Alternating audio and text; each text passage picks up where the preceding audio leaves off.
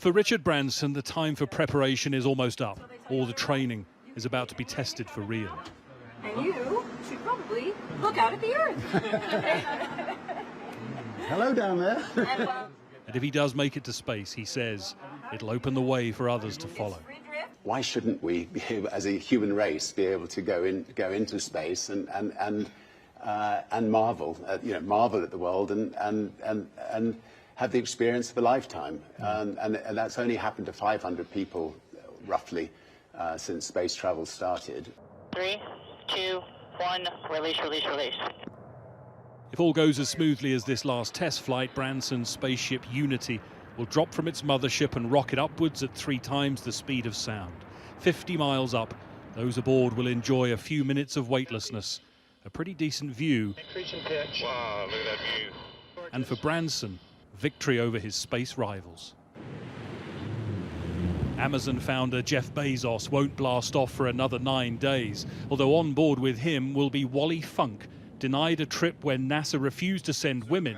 Now at 82, she'll be the oldest person in space. We land gently on the desert surface. We open the hatch and you step outside. What's the first thing you say? I will say, honey, that was the best thing that ever happened to me. Silence of space.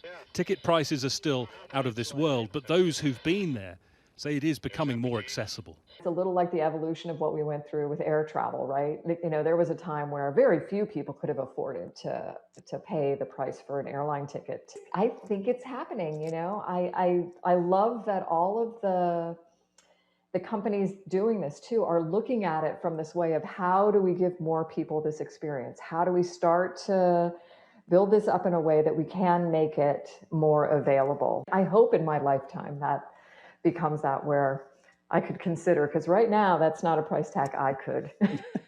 And this isn't one of those Richard Branson Virgin stunts. This is about reassuring those hundreds of people who've paid tens of thousands of pounds for a seat on one of these that it is safe. The message that if he's happy to go, they should be too.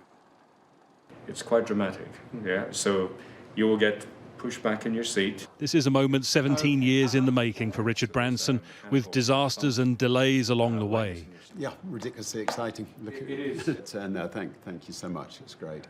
We are, though, undoubtedly entering a new era of space travel.